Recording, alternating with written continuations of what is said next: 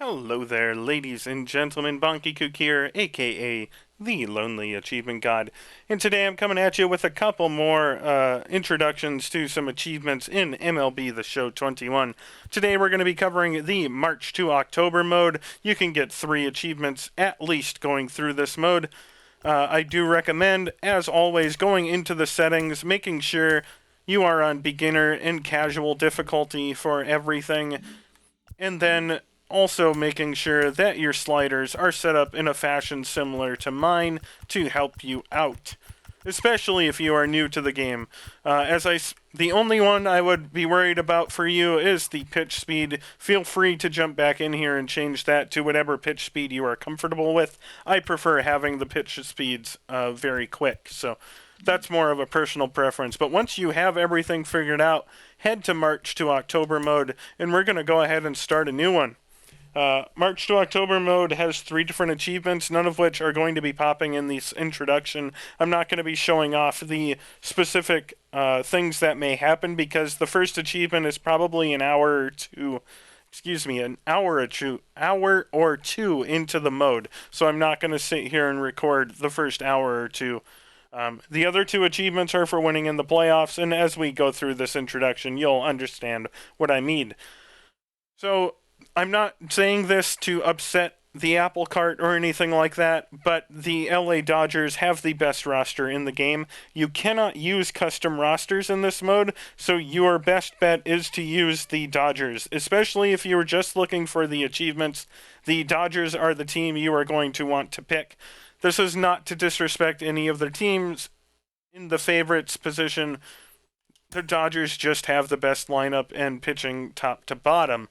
Overall, obviously, other teams have their strengths as well. The Padres spent a ton of money to level themselves up, but I do recommend using the Dodgers for this. So pick the Dodgers, go down to beginner, and begin your March to October. March to October mode is quite weird. You are going to be playing every 4th or 5th day, and it drops you in like the 6th inning or later, and you have to either hold a lead or come back and win. I think in this we're going to be coming back to win, and we're going to have an unskippable cutscene, so if I remember correctly, anyways.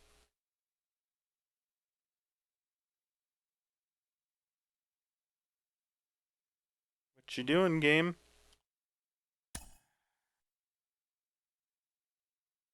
So, so we turned off sideline reporting, but we still have to sit through this with silence. That's a little creepy. So unfortunately, this is unskippable. We just have to sit here until we get through it. Feel free to skip ahead in the scrubbing to get to where the fun stuff starts. But March to October, as I said, you're going to be playing every 4 or 5 days. Generally, you're going to come in probably the 7th inning or later, and you're going to have to either hold a lead or get the lead back. Sometimes you'll come in the 9th inning and only have 1 inning to score a run or 2 to win the game. Sometimes you'll come in the 6th and have to hold on to a lead for 3.5 innings. It's as far as I know, I don't think anything is like specifically on certain dates, but it might be. I've only gone through this mode once, so. As I said, 2 of the achievements, before we get in too deep, 2 of the achievements are just for winning in the playoffs. So you're going to go through the entire regular season, and hopefully with the Dodgers, you will perform well enough to make the playoffs. Once you get to the playoffs, you will have a situation in every game. So you will be playing every game of the postseason starting in the 6th inning or later. That's kind of random. Again, it'll pop you in at some point and you'll have to win. Make sure you win every game, and you will unlock the Division Series Champion achievement for winning your first playoff series. You will have a second series, which is for the League Championship. Once you win that, you will go to the World Series and have to win that in order to get your second achievement for winning the World Series. The third achievement is going to happen in like June, I think. It might happen a little earlier. It is to fast track a player. So fast tracking a player is different from calling a player up to the major leagues, which also happens, and I want to make that distinction. So calling up a player is selecting a player from your AAA or AA team and bringing them up to the major league roster. That player will perform on your major league team, so in our case, they would be playing for the LA Dodgers. Fast tracking a player is choosing a player down in the major leagues and performing as that player down in the major leagues. And to get the achievement, what you have to do is have a good game while you are performing in the minor leagues as that player. So just keep that in mind. That is different from calling up a player to the majors, but you will still be picking a player in the minor leagues to do that. So just keep in mind what is said before that happens, because if you are calling up a player, you will be picking a player from AAA or AA, but they will come up to your major league roster. If you are fast tracking a player, you are picking a player from AAA or AA and playing as them. So I do recommend being a pitcher again for that instance, as I find pitching consistently easier to perform well at. But if you find yourself thinking hitting is easier, you can do either one. Just make sure you either get a couple of hits or you perform really well as a pitcher. Just you don't want to put it into chance. You probably don't want an ERA below 3. Which is 6 innings, 3 earned runs is considered a quality start, but you probably don't want to go 6 innings and more than 2 runs. Anything less than that might not be considered a good start. So keep that in mind. I don't know the exact numbers. There's too many different possibilities to know exactly how you have to perform. So just throw a complete game shutout or get 4 hits and you'll be fine. But I'm just going to show off what we are doing then. We're up 1-0. And we just have to hold on to the lead until the end of the game. Oh, come on. Kershaw hit a home run.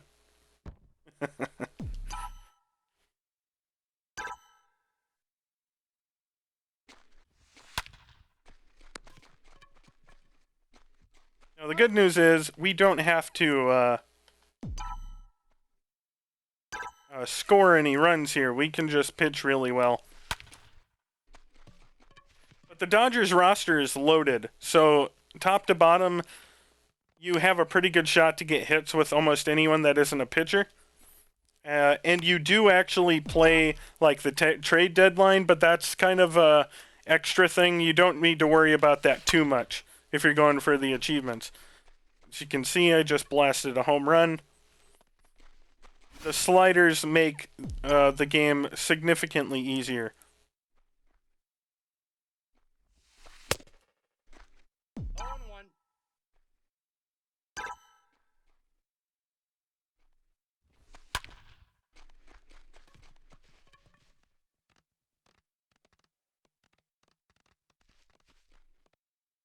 Unfortunately, I can't sim ahead. I want to finish this and show you guys what happens after your first game.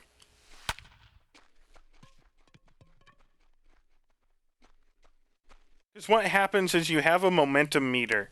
And the momentum meter is going to dictate mostly what happens in the starts in between the ones you play. So you're going to play probably 30 to 35 games throughout the regular season, and then you play every game when you get to the postseason. But there are, 3 or 4 games in between your starts where you aren't playing and the game is being simmed. And the momentum meter, whether your team is hot or cold, has a big effect on whether you win or lose the games in between the starts you play. So you want to make sure that when you jump into these situations that you are performing well. So almost as long as you're winning the games, that's considered performing well. There are other things you sometimes have to do. Occasionally you are locked to a certain player. So for example, I might be locked to Clayton Kershaw and have to pitch all 9 innings as him. or you might get locked to a position player. So just like in the Road to the Show mode, you're going to play when they hit, when they get on base, when they play defense, etc. You're going to control that player. So there's quite a few different scenarios. I know I haven't explained all of them, but most of them follow those guidelines.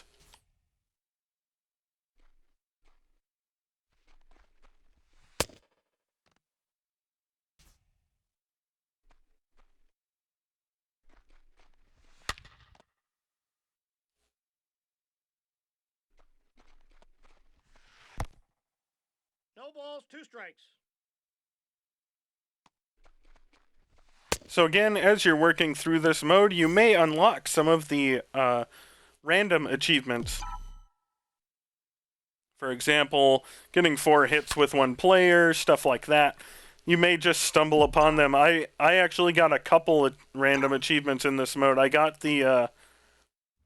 actually got the chopping firewood one for breaking a bat once I was in the World Series. And I got the 8 team walks in one game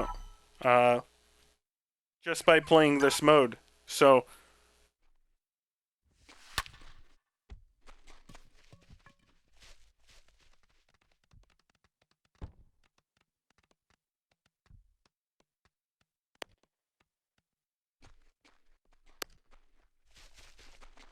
honestly, at this point, I'm just kind of trying to get us through here.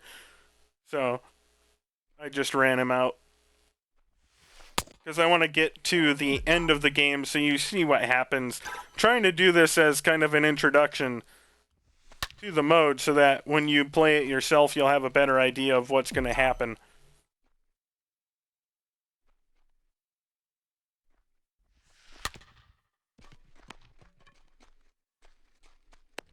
There we go.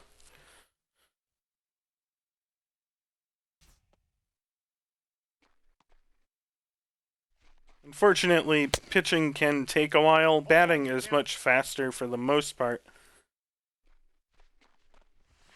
That's a ball.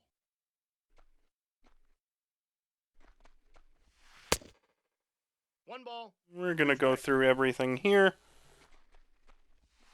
Hey.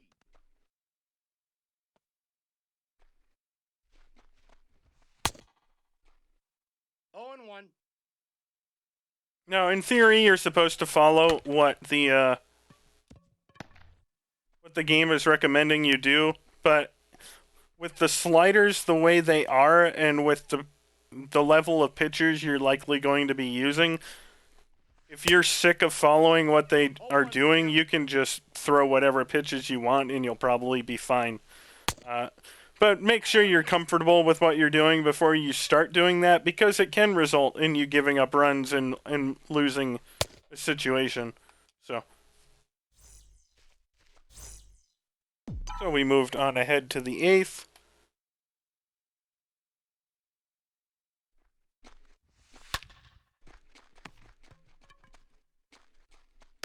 He's out.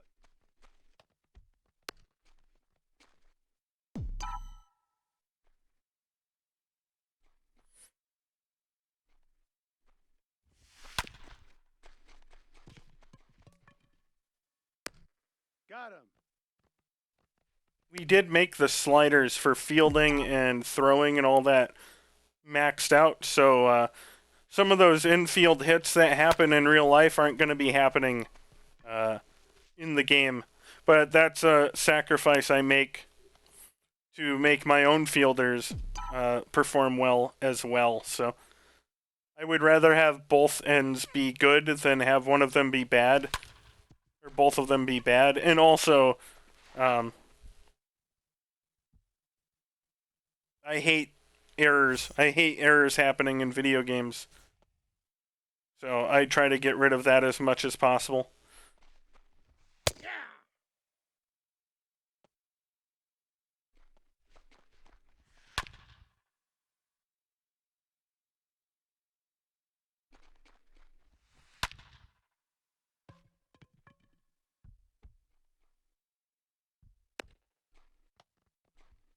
One down. I apologize. I know this is quite monotonous. 0-1.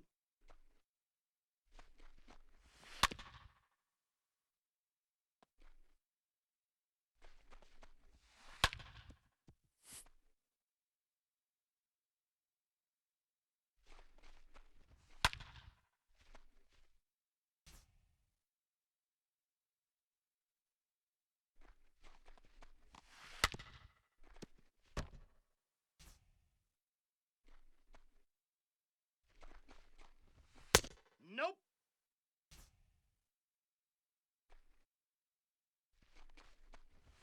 Aye.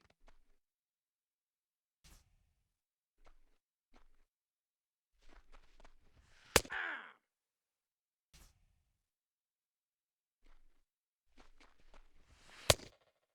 I got the count 0-2. 3.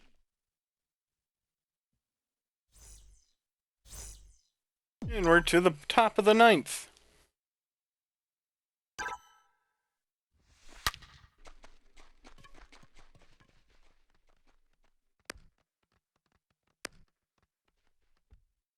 Out. And again, if you're playing this legitimately, don't try to do that. You know, take your hits, do whatever. But I'm just trying to get you to the end so I can show off what happens.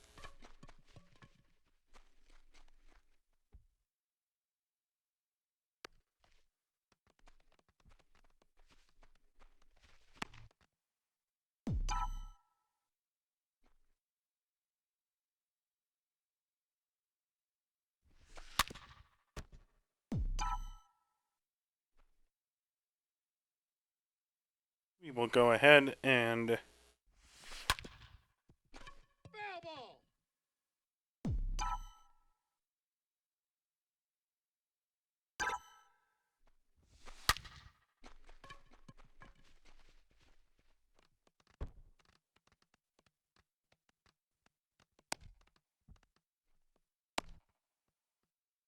Yep, he tagged him right there. thanks for that, umpire. And now we're to the bottom of the ninth, and we just need to finish this off. Aye. 0-1's the count.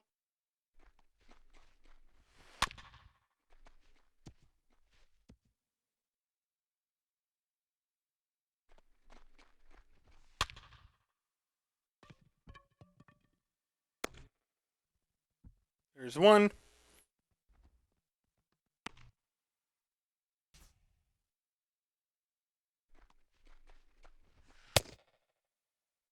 Oh and 1.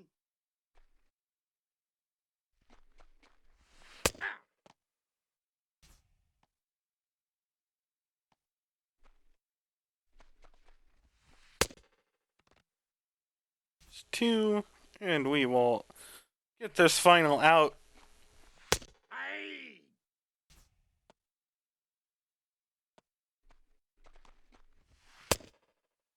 The count 0-2.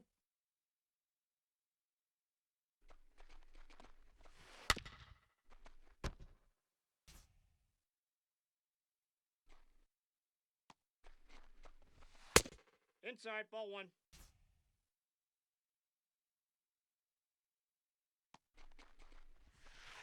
And a swing and a miss. We have finished it off. Feel free to skip ahead here. The game will do a little bit of loading, and it'll bring you back to a basically a post-game screen. You'll get some XP and studs, or stubs, I think they're called. This isn't a Lego game. And then you'll get success. As you can see, we got 3 fire tokens that are added to our team momentum. And now, the next couple of games, the momentum will help us win some of these games. And once it starts running low, usually within a game or two, you will have another key moment. And that's how this whole thing works. As I said, into May or June, you will get the opportunity to fast track And a prospect, make sure you perform well as the prospect to get the achievement. That is different than calling them up, as I explained before, so keep that in mind. And then the other two are for winning all of your playoff series. So once you get to the playoffs, make sure you are winning. You can quit out if things are going poorly for you, but if you do it too many times, you stop getting experience and stubs. And I don't know if there's a further punishment beyond that. So I would tread carefully with quitting out when things aren't going well for you. But that's all we got, ladies and gents. That's a very quick introduction to the March to October mode and achievements. If you have any questions or comments, let me know below. And if not, I will see you guys next time.